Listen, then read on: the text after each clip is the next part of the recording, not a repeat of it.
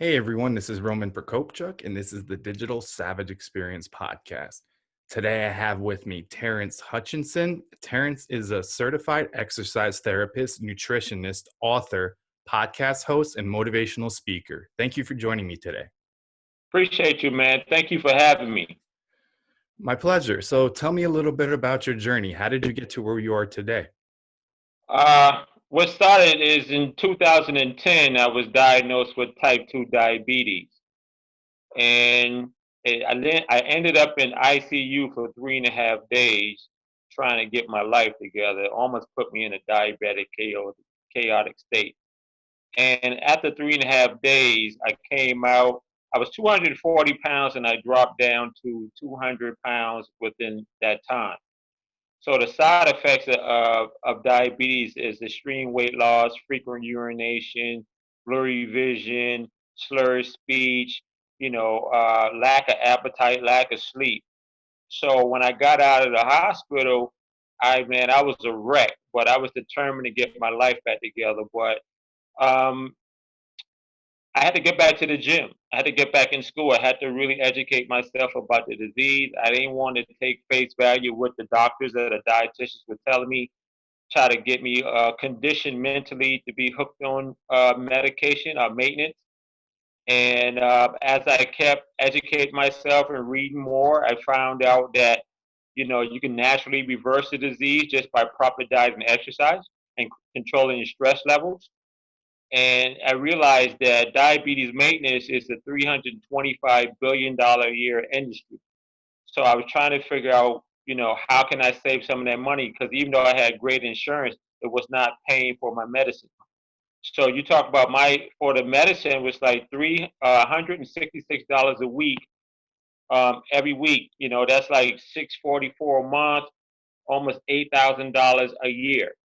So diabetes will put you in a poverty state, if you're not careful. So right after that point, I started working out, eating right, educating myself, got back in school, and started really just helping people. So I was actually turning my mess into a message. And this is how I got to this point right now. And it's a beautiful thing, man. As soon as you think that life is falling apart, it's actually falling in place. And diabetes was one of the best things that ever happened to me, honestly. Yeah, and obviously you made that choice to turn that around, and I think learning from that and harnessing it and turning it into a positive, regardless of what it is. Obviously, other people get diagnosed with other diseases, or injuries, accidents, have different things going on in their family, but taking that, working through it, harnessing it, and then doing something positive with it. Yeah, an eternal struggle. Like you said, harnessing that energy, taking that pain and turning it and build it into something. It was one of the hardest things I ever had to do, but it was one of the most intelligent things I ever did. And I didn't know that it will soon become a business or a brand.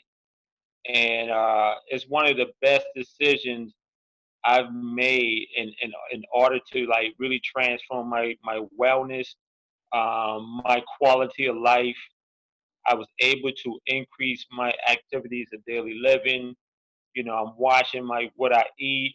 I'm really helping others try to do the same right now. But I'm realizing that a lot of people just don't have that mindset to talk about reversal. They only talk about maintenance, and that's the struggle right now for a lot of people trying to coach them. Yeah, and I think it's important when you can turn something around that's obviously, a life crippling state, that you should go that route rather than you said, medication. And oftentimes there's no medicine that doesn't cause something else. So you fix one thing and it causes something else. So that's not really much of a solution and just a band-aid for like a hemorrhage.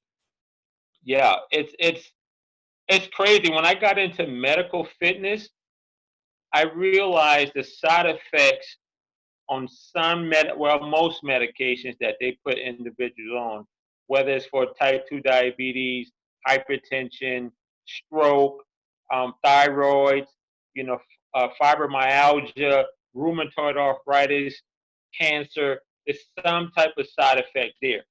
Now, let's talk about most women have a thyroid issue. They want to lose the weight, but the medicine that they put them on has a steroid component in them that's automatically going to put in 30 to 40 pounds, and it's going to make them super fatigued. So you're stuck. You're not able to lose the weight because you don't have the energy to go out there to do purposeful exercise for uh, a hour a day. You see what I'm saying? So you're stuck. So most people, they suffer from that. So in my practice, I realized that if I see somebody who was unfit or overweight before I got into medical fit, I used to assume that this person was lazy or they had bad eating habits or they just didn't have the exercise. But when I started working with physical therapists and doctors, I realized that most medications increase a sedentary lifestyle, and I really had that really floored me. So now we work with people and say, hey, what type of meds are you on? How can we get you into a lower dosage or a genetic version of it? Are there any type of other medicines other than this that's going to prevent you from gaining 30 pounds or having headaches or fatigue? It's a vicious cycle, and I realized like nothing takes the place of diet and exercise. Nothing. So if you really want to reverse certain ailments, now don't get me wrong, if you need modern medicine, of course, go get it. Okay, it works fast outside of the more traditional meds or holistic measures, right? So if you suffer from cancer, anything like that, yeah, you need the chemo, you need whatever what I'm saying, you need to go do it. But if it's hypertension, diabetes, COPD, and respiratory, you can go straight into a natural, healthier lifestyle. You have to cut back on the red meat, cut back on the alcohol consumption, cut back on the carbs, cut back on the junk food. Those things you're going to heal yourself naturally, okay? But you have to stick with it. It's not going to happen overnight. And people want a one size fits all thing overnight. It's not going to work. Okay, you got to sacrifice. You have to make sacrifice. Yeah, and I mean, I think in the United States and other kind of Western countries, it's a instant. They want everything now, instant gratification, Yeah, and diet and exercise are the hardest things to do. I mean, you first have to get consistent and develop it into a habit so you stick with it. And two, it's like you're battling yourself. At the end of yeah, the day, you're getting home from work, or there's an unhealthy option, and then you have to take a half hour to make something healthy, which you don't necessarily need that much time. But right. oftentimes we take kind of the easy route, and that instant, pop the pill, this is good enough, and just kind of making that choice for yourself, and, Yeah, and taking it there. Because I mean, ultimately, I mean, the US is one of the most unhealthiest countries and the most over medicated countries, in my opinion, also. it's big business. Yeah, it's all, I mean, it's a racket. I mean, I did pharma. I do digital marketing. I have an agency, but Yeah, in the past I've had pharma clients. So I had Purdue Pharma for some of their over the counter stuff, but they obviously came yeah, out with Oxy, and doctors were pushing that, and led to the opioid epidemic. So at the end of the yeah. Oh day, my. it's a vicious cycle. Yeah, it's a vicious cycle. Now, if you go to your primary physician for whatever chronic illness it may be, especially if you're over 40 years old, whether you're male or female, it doesn't matter what race you are, something is going to happen somewhere down the line. But a lot of it is just self-inflicted and it's lifestyle condition. Okay. But you have to look at it like, is it genetic? Is it hereditary? Did I do this to myself? Whatever. But you have to go to your doctor, get checked out, whatever, get blood work done. But also look at the more holistic ways too, that you can help curb some of these things naturally versus getting a harmful meds from the big pharma company. By the year 2026, big pharma is going to be close to $500 billion in revenue annually. Okay, and that comes from people who are not really educated about certain type of diseases, exercising disease. It's a big business. But the doctor say, "Oh, you pre-diabetic." Obviously, they're going to put you on 30 milligrams of metformin, which does not work. Okay, per se. Then now that's on recall as of a year or two ago, but they're still prescribing it. So if it's blood pressure, you know, you got to practice good breathing techniques and stress management, control the sodium, exercise, diet. These things are going to naturally lower your blood pressure. And these things are silent killers, can end up to a stroke. You know, I have stroke people who I work with. It's like, I don't want to be that person. Okay, so when you talk about big pharma yourself, you already know, the racket and the money that's coming around from that. It's big business. You can go to your doctor's office right now, and you're gonna have a pharmaceutical salesman or somebody come in with all the new pills. Try this out, get this out, get this, get that. And I'd be like, man, this is really crazy. But it's like, it's big business, man. And it's a multi-billion-dollar business. Doctors are getting paid, companies are getting paid, scientists are getting paid, everybody's getting paid. And we, the society are the ones are paying them, because you can go anywhere in any pharmaceutical line, and guess what? They got medicine ready for you. Okay, whatever you may be suffering from, they got your prescription in. Now, certain they got drive-throughs now that you can pick up your med. I was like, what is this? You just pull up, say, hey, this is my name, here go paper boop. You pay your money, you get your meds. And it's $30 a month, $50 a month, $100 a month, depending on where you are. And if you are under the poverty line, but you need meds, you can't really afford your meds. So now you have to make an intelligent choice. Should I buy my meds, or should I get something to eat? You see, if you're an elderly person, Medicare, Medicaid, you have to make conscious decisions. You know what I'm saying? That's what you heard years ago. Like a lot of elderly folks, they're buying cat food, because they can't really control, they can't afford their medicine. So it just, and people don't care, man. So the best thing to do is just try to take care of yourself. It's cheaper in the long run. Yeah, I agree. So, what motivates you to succeed? Oh man, just constantly improving, seeing myself get to the next level, helping others. Okay, those are the one of the main. I love helping people and helping them, lower their doses or get off the doses. You know what I'm saying? I thrive on that. Whether I'm doing podcasts, I'm writing wellness articles, speaking at an event. Matter of fact, we just did a live television radio. We just television live television radio. We just did a live television show prior to coming here speaking with you. So it's all about helping people, helping the masses, man, because a lot of people do not know, how much money they're spending.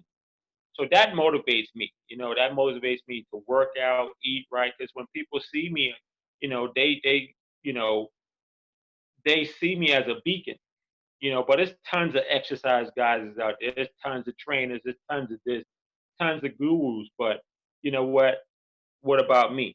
What do I have to bring to the table? What can I contribute to society? If I should die today, what would they say? So that motivates me. Yeah, I think leaving a legacy is important, and obviously doing work that's impactful. And then, like you also said, kind of leveling up. So going through something, experience something, and then growing to the next level. Because regardless if you went through something tougher now, I mean, in my opinion, it's preparing you for something even tougher, Yeah. hardens you for that next challenge in life. We were just talking about that on the way here in the car. We was like, man, everything that we're dealing with right now is toughening us up. It's getting us prepared. We're growing that extra skin. We adding layers to it. So when we are ready to get out there on a global stage, we are ready. We are prepared for the success.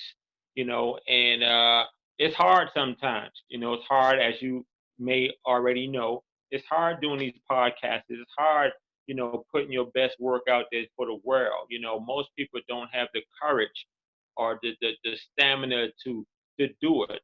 Being an entrepreneur, taking risks, doing your thing, it's difficult work. It's challenging, and but it's the purpose is what drives you.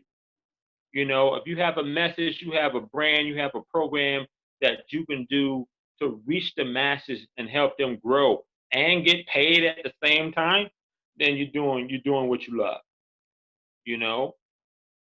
Yeah, I mean, I think it's important to share for anyone, regardless of how you. I mean, you look at people and maybe you think your story isn't as impactful or powerful enough, but there's always somebody coming from a similar upbringing, similar situation that may lose hope or may not, think they're good enough or they can make it to where you are or any guest is, and Yeah. basically sharing, and you can maybe even impact that one person. Yeah, yeah. It's amazing that you just said that because when I interview people for my own show, I don't want to really hear about the success stories. Okay. I want to hear about how did you get there? The struggle. Did you get it in the mud? Did you how did you get your hands dirty? What was your mindset? What was your emotional set? What was your spirit like when you were struggling with it? You see what I'm saying? Like I everybody wants to see the baby, but nobody wants to go through the pregnancy, you know? So when I'm talking to people, I'm like, yeah, I see you, but how did it make you feel when you were struggling with it? Where were you mentally? Where were you physically, emotionally, spiritually? Where were you? You know what I'm saying? So when I hear those stories and I read bios and I hear stories, I'm like, wow, that encourages me. And they don't even know how much that really inspires me to push myself to the next level. Because when I thought I had it bad, these people had it rough. But they pull themselves up by the bootstraps and then they push through. So that's motivation for us. Yeah, I mean, it's a process, and oftentimes people just kind of glaze over what they've been through to get to where they are now. Yeah, And all of yeah. that is a lot more impactful because everybody's going through something. Like last year Oh, professionally was a good year, but I had my grandfather passed away. The two boys right we there. thought we were going to adopt, they got reunified after a year. My mother in law got sick. My dog Yeah, got cancer. And it's like every week. yeah, And I think, before my grandfather passed, he said he was proud of me in terms of where I've gotten, what I'm doing, being selfless, basically raising other people's kids and taking good care of them. And then yeah, he was proud of me. So I could either honor that or just sat down and, maybe gain weight, got to a bad mental state, was yeah, depressed, but taking it, harnessing it, and trying to position it to do the best I can because yeah. that's ultimately honoring your friends, your family, your loved ones, and the ones that came before you. Oh man, you touched me right now when you said that because you said something so profound. You could have either just lay down and say, "Okay, I'm done," but you was able to take that energy internally and put it into a ball and say, "You know what? This is it. I'm gonna use this, and then I'm gonna use this. This is my new power source. This is the extra power source." You know what I'm saying? It's just like you didn't use it as kryptonite, you use it as the sun to propel you, empower you to the next level. And this is why you're going to get greater than what you are right now because you have the mindset to succeed. You're not going to let everything just run over you and lay you down. But you just said, like, you lost your grandparents, the dog got cancer, all that. Most people would not crash and burn after all that, but not you. You said, you know what? Give me the ball. I'm gonna show you how to do it. I'm gonna quarterback my team. I'm not gonna take this line down. So I commend you for that, man. That's strength right there, internal strength. Yeah, and I think when you get to a certain point, you have to realign your mindset and look at perspective because looking, regardless of how hard you have it, you're still in the United States. Obviously, there's problems in terms of stuff going on and what Mm, have you. But if you go to any other country, like I'm originally an immigrant from Ukraine. I came here when I was 5. So I was still there when it was the Soviet Union. Like you couldn't go to church. You spoke up against whatever. You ended up in Siberia in like a work camp. yeah, You had to wait in bread lines. Hot water was shut off at night. And I was 5. Obviously, it didn't impact me as much. But right. coming from like a hard, gritty environment, either here, obviously Yeah, impoverished, or from situations you take yourself out of, like you're yeah, built more and aligned more for success. I mean, you look at a lot of startup founders, companies like Google, Uber, those are former immigrants or direct immigrants. And I think that mindset they bring here and kind of yeah, understanding where you came from and harnessing it, good or bad. yeah. That's is most people are not built for it. It ain't success is not for everyone. Most people want success, but they're not strong enough to have it. They're gonna fail, or they be may have a phobia of success. Yeah, they see everybody maintaining it, but going for it, but they're scared to jump. So when you coming from a background such as that, what you just said, it makes you mentally tough. You say, you know what, you don't have no choice but to grind. You don't have a choice but to kick it in this fifth gear. You got to shift gear. You can't stay here. There's no life here, you know. But if you see, you know, opportunity, sometimes opportunities come in overalls and boots. A lot of people don't look at it like that. You got to do the hard work. You got to get out there, man. So yeah, good points. Yeah, you have to, I mean, pivot and work with whatever life has to throw at you. I mean, I graduated in from the 2008 recession. Right before then, I had an internship with the Secret Service, had a top secret clearance, and then, everything stopped in terms of hiring. I couldn't find anything, so I had to take it upon myself to Yeah, learn and get into the digital marketing field and start my own company and been in it for 11 years, but I created that, yeah, $16 an hour. Like somebody would have said, some people have that ego mindset, I have a bachelor's degree, I'm not going to take it. But it was a yeah, stepping stone. You can't just like jump right into it. And 11 years, like, and now I'm finally seeing the levels of success that I was looking for and yeah. envisioning at that time. And it's a Mm, long game, I mean, in terms of being successful or getting to where you need to go. I mean, it's simply oftentimes just outlasting everybody else because they're going to eventually get a drop off. So, yeah, yeah. Most people drop off, or they just don't have that tenacity, to push through it. It's hard work, like I said before. It's not everybody is cut from the same cloth as you, or whatever you're going through, and a lot of times, like, here in America, everybody wants something microwave. This is a microwave society, but I come from an era where it's slow baked, you know, and it's hard sometimes because sometimes I'm like, yo, why this thing ain't working yet? You know what I mean? But I realize, like, okay, you got to take your emotions out of it and put your nose down to the streets, and then you got to keep grinding. You got to do that extra rep. You got to make that extra call. You got to send that extra email. You got to work extra. You know what I'm saying? You got to. It's 24/7. It doesn't stop. This is not go to work, come home, 9 to 5. This is 24/7, all day, every day. There's really no days off. Even if you say I'm gonna take the day off, you're gonna get up, you're gonna start doing something because it's in you to do it. And we take a day off, we feel like we're not doing anything. It's like, yo, why are we? Some days is lazy days, but we're doing some type of work. We may not do as much, but we have to, we got a magazine, we got these podcasts, we doing digital marketing, we doing a whole lot of different things to try to generate income. And after a while, it's going to seriously pick up and make a change. You know what I'm saying? So it's like we got a whole team here in the house that everybody's doing something. You know what I'm saying? So it's like it's nobody's lazy. So I already know that, like my girl, she gonna push me. I'm gonna push her. The kids gonna push each other. So that what motivates me. Going back to the motivation, because I don't want to be this, the weak link. I'm the man. I don't want to be the weak link. I got to go, go, go, go, go. So, like we said this morning, I said, man, we got to get up and get to the TV station by 7:30. And I said, after that, we got to come and we got to do the podcast. I'm like, I'm tired. But I was like, no, you can't get tired. Okay. You got to push through it because this is what it's going to take for you to be a global brand, perform on a global level.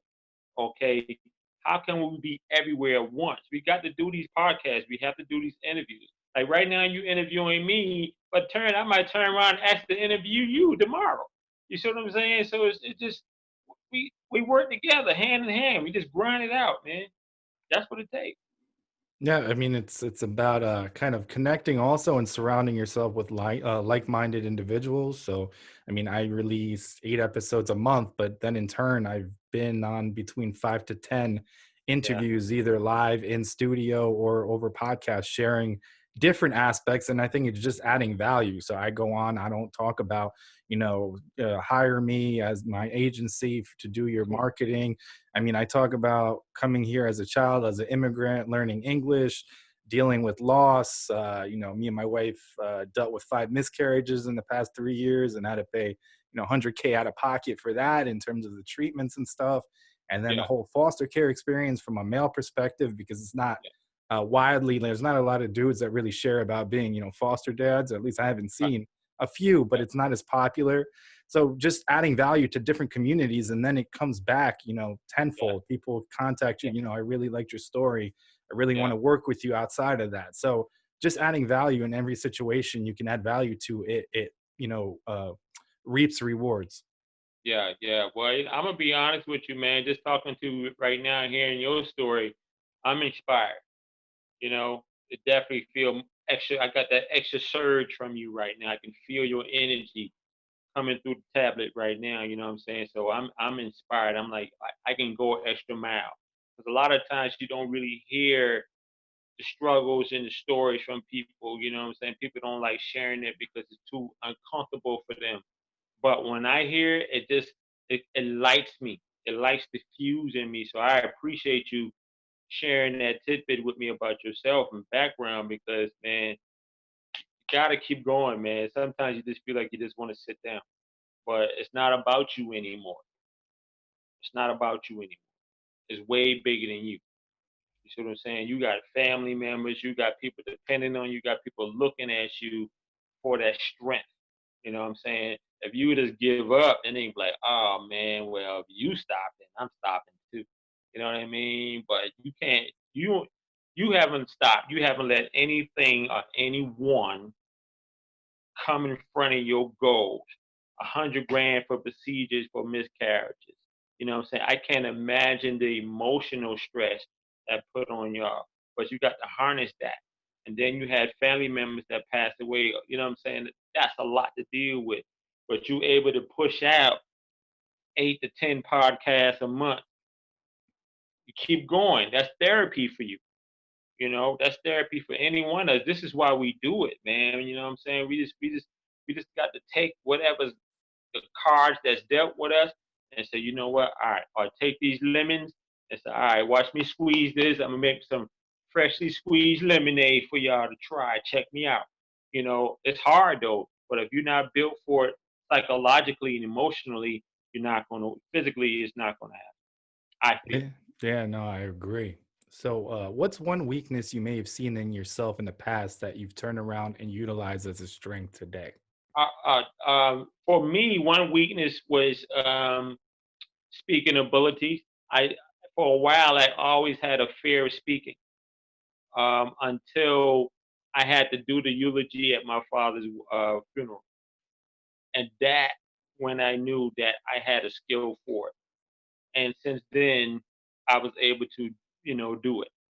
And that was one of my biggest weaknesses. I didn't like being in front of people talking, but if I would have let that fear paralyze me, I probably wouldn't be doing a fraction of the things that I'm doing now.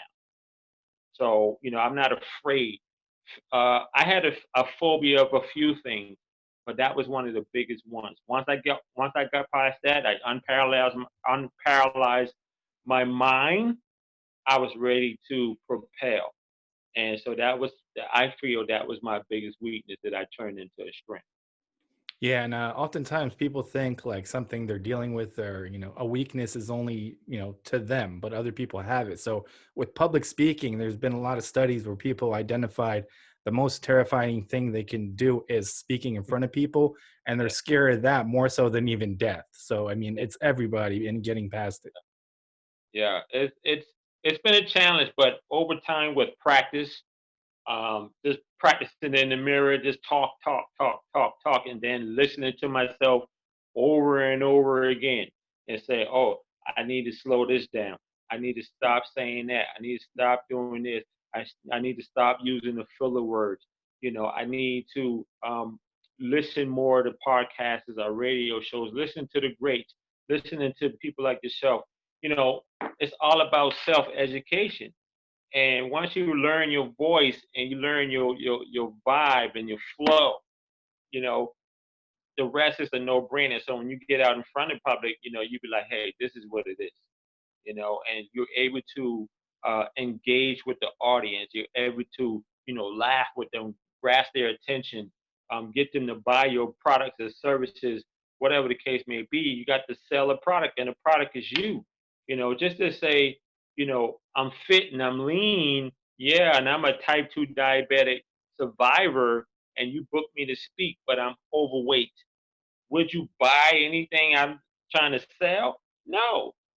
You know what I'm saying? Unless I'm a fast talker or you just listening slow, but you're gonna look at me and say, nah, I'm not buying none of this. So, words, can really paint a picture in people's minds, and all of a sudden they say, like, yo, this is the guy to watch. This is the guy to pay attention to. This is the guy to book. And that what drives me. That's another motivation for me. Like, there's tons of guys out here who are exercising, working out, and all that stuff like that, but they're not you.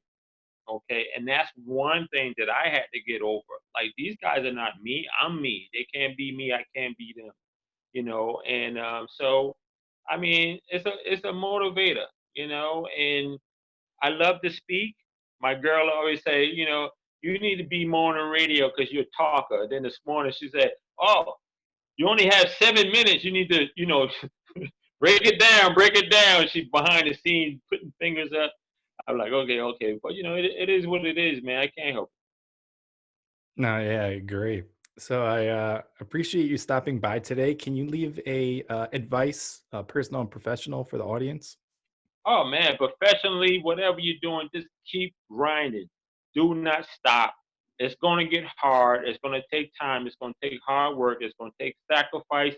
It's going to take a lot of removing things out the way, a lot of barriers, removing a lot of family members, loved ones, friends, co-workers.